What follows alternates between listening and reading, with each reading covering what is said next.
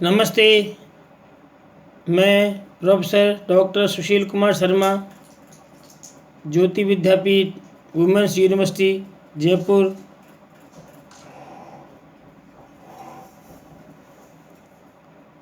Faculty of Ayurveda science, BMS second year,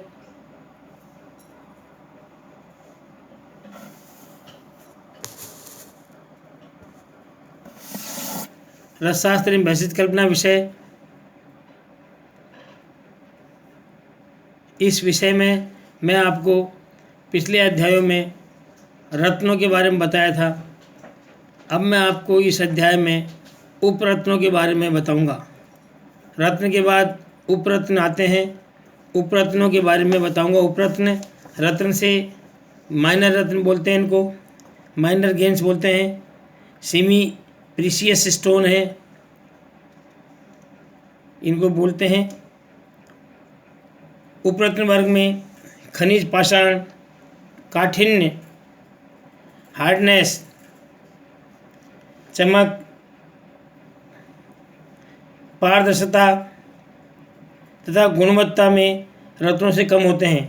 उपरत्न जो है, उपरत्न के बारे में बताया है कि उपरत्न वर्ग में खनिज पाषाण जो है, काठिन्य यानी हार्डनेस में, चमक, पारदर्शिता, ट्रांसपेरेंसी तथा गुणवत्ता में रत्नों से कम होते हैं, इसीलिए इन्हें उपरत्न कहा जाता है। अपेक्षाकृत इनका मूल्य भी कम होता है, अतः इन्हें उपरत्न कहकर संबोधित किया जाता है। रत्नों से कम गुणवान होने के कारण इनको उपरत्न के नाम से जाना जाता है। उपरत्नों की संख्या के बारे में रसग्रंथों में मतभिन्नता देखी जाती है। आनंदकार ने 9 उपरत्न गिनाए हैं। आयुर्वेद प्रकाशकार ने 15 उपरत्न गिनाए हैं। बृहत योग तरंगिणीकार ने 4 ही उपरत्न माने हैं। रस तरंगिणीकार ने 6 उपरत्न कहे हैं। इस प्रकार से आयुर्वेद संहिताओं में, रस ग्रंथों में उपरत्नों के बारे में भिन्न भिन्न मान्यताएं हैं। पठन पाठन परंपराओं में रसतरंगिणी का मत अधिक प्रचलित है, यथा वैक्रांत, सूर्यकांत, चंद्रकांत, राजाव्रत, पैराजक तथा स्फटिक, ये 6 उपरत्न इसमें माने गए हैं।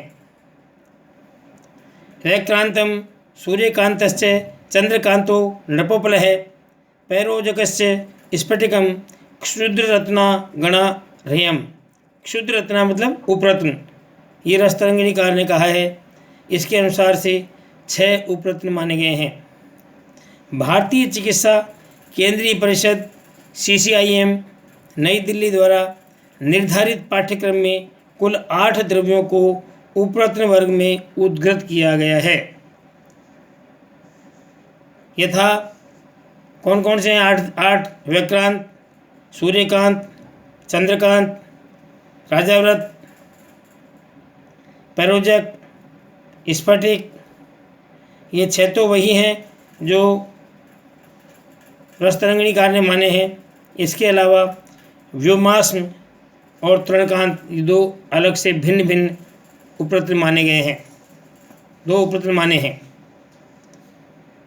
इस प्रकार से कुल मिला के CCIM के कोर्स के अनुसार 8 उपरत्नों का वर्णन है। रत्न 9 बताए गए थे, उपरत्न 8 बताए गए हैं।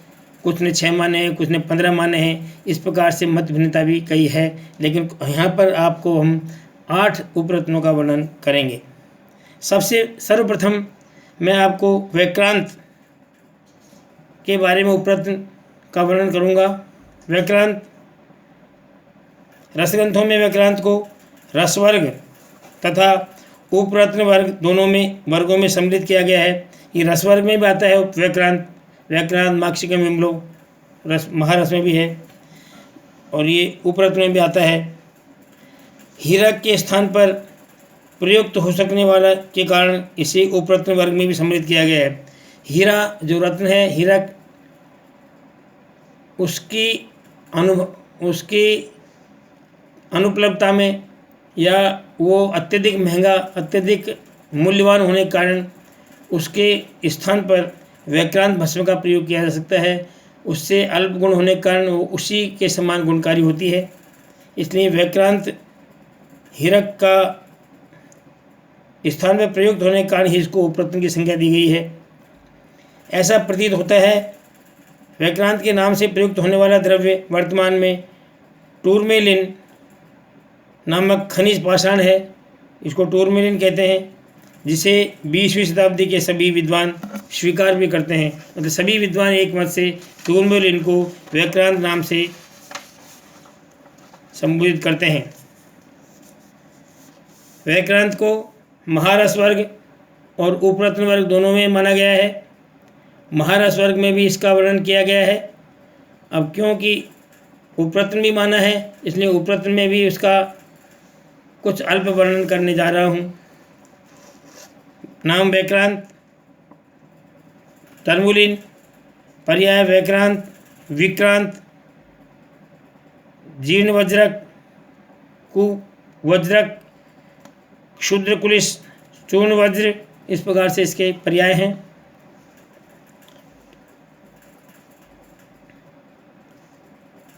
सर्वप्रथम इसका उल्लेख व्याक्रांतक धातु के नाम से कौटिल्य अर्थशास्त्र में मिलता है। सभी रस ग्रंथों में इसका उल्लेख महारस एवं उपरत्न वर्ग के अंतर्गत मिलता है। रस रत्न समुच्चय कारण के अनुसार दुर्गा देवी ने त्रिशूल, मतलब इसका इतिहास के बारे में बता रहे हैं कि रस रत्न समुच्चयकार ने दुर्गा देवी ने त्रिशूल से जब दैत्यराज महिषासुर का वध किया, जब पृथ्वी पर जहाँ जहाँ उसका रक्त गिरा वहाँ वहाँ पर व्याक्रांत की उत्पत्ति हुई, ऐसा इतिहासकार मानते हैं। यह विंध्य पर्वत के दक्षिण एवं उत्तर में सर्वत्र पाया जाता है। विक्रंत याति लोहानी तेन व्याक्रांत में स्मृत है, अर्थात जो लोहादी धातुओं को काटे उसे व्याक्रांत कहते हैं। जो लोहादी धातुओं को विक्रांत कर दे, विक्रंत यंती लोहानी तेन व्याक्रांत में स्मृतम, अर्थात जो लोहादी धातुओं को काटे या उनको विकृत कर दे उनको व्याक्रांत कहते हैं। इन धातुओं को काटने का तात्पर्य धातुओं के खनिज से धातुओं को पृथक करना माना जाता है। विक्रंत यति रोगाणी इति व्याक्रांतम, दूसरी पर्याय यह है इसका। विक्रंत यंती रोगाणी, रोगों से, अर्थात यह संपूर्ण रोगों का नाश करता है, इसीलिए इसको व्याक्रांत कहते हैं। ये भी इसके व्याक्रांत की परिभाषा है, अर्थात यह संपूर्ण रोगों को नाश करता है, इसीलिए इसको व्याक्रांत कहते हैं। व्याक्रांत सब रोगों में को नष्ट करने के लिए अनुपम शक्ति रखता है।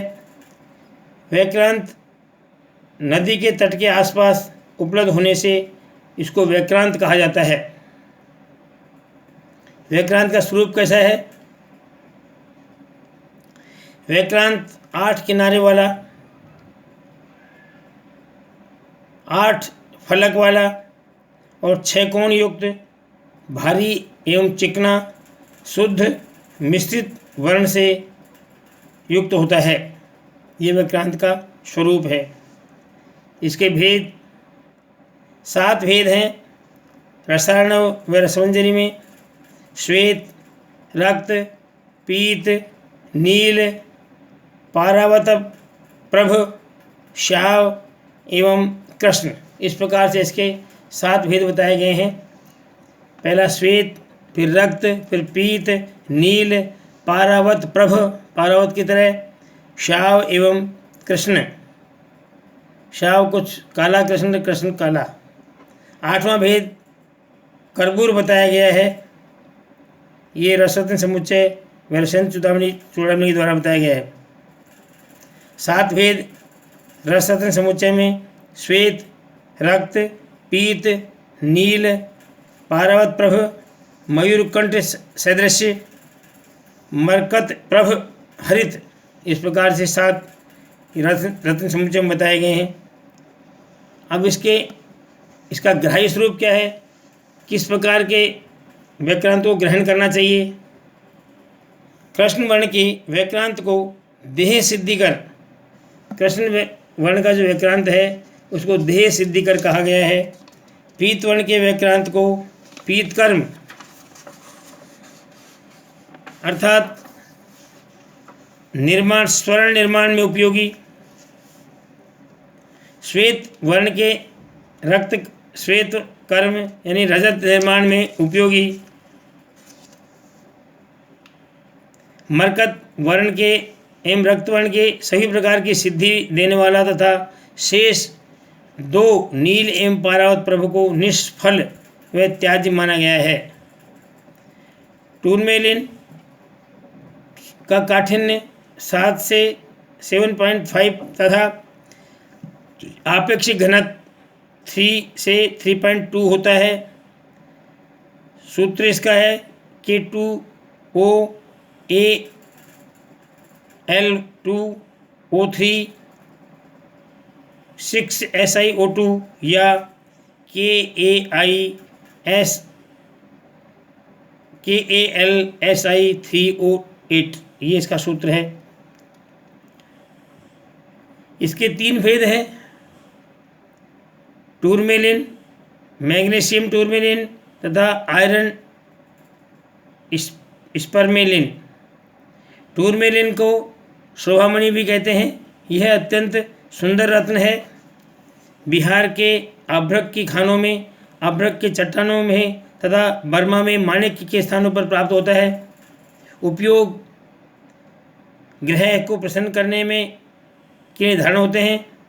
औषधि के रूप में वज्र हीरा के अभाव में व्याक्रांत का उपयोग होता है, निर्देश किया गया है। धातु युक्त खनिज को धातु को पृथक करने के लिए काम आता है। शोधन व्याक्रांत को कांजी आदि अम्ल तथा अथवा मूत्रों में अथवा कुल्थी के क्वाथ में अथवा केले की जड़ के स्वरस में अथवा कोदो के क्वाथ में अथवा सज्जी क्षार, यवक क्षार, टंकण क्षार तथा पांचों नमक, इन सब को मिलाकर दोला यंत्र द्वारा 3 दिन तक स्वेदन करने से टूरमेलिन शुद्ध हो जाता है। अथवा केवल कुल्थी क्वाथ में 3 दिन तक स्वेदन करने से व्याक्रांत शुद्ध हो जाता है। इस प्रकार से इतिहास में इसका शास्त्रों में वर्णन मिलता है। व्याक्रांत को प्रतप्त कर 21 बार अश्वमूत्र में सेचन करने से शुद्ध हो जाता है। इसका मारण है, शुद्ध व्याक्रांत को संभाग गंधक के साथ नींबू रस में घोटकर 8 गज फुट की अग्नि देने से इसकी उत्तम भस्म बन जाती है, रक्ताभ भस्म बन जाती है। व्याक्रांत को सर्वप्रथम खूब प्रतप्त कर बार बार उस पर अश्वमूत्र का सेचन करें, डालें ऊपर से, पुनः अश्वमूत्र से ही भावित कर भस्म होने तक पुट देते रहें। इस भस्म को वज्र भस्म के स्थान पर प्रयोग कर सकते हैं, करें। गुण है इसके, व्याक्रांत भस्म आयु, बल व शरीर के वर्ण को बढ़ाने वाली, आयु को बढ़ाने वाली, बल को बढ़ाने वाली, शरीर के वर्ण को बढ़ाने वाली, अत्यंत वृश्य, बुद्धिवर्धक, वातादि तीनों दोषों से उत्पन्न होने वाली संपूर्ण व्याधियों को दूर करने वाली होती है। जठराग्नि को प्रदीप्त करती है, वज्र के समान गुणकारी तथा शरीर को लोह सदृश दृढ़ करने में सहायक होती है या लोह सदृश दृढ़ करने वाली बनाने वाली होती है। व्याक्रांत सभी रसायनों में अग्रगण्य, प्रभावशाली, विष, ज्वर, कुष्ठ, क्षय का नाश करने वाला होता है। सभी रसों का राजा अर्थात संपूर्ण रसों में सर्वश्रेष्ठ है। मात्रा 1/24 रत्ती यानी 5 mg से 10 mg तक, 1/11 रत्ती तक 5 mg से 10 mg तक बला अनुसार देवें।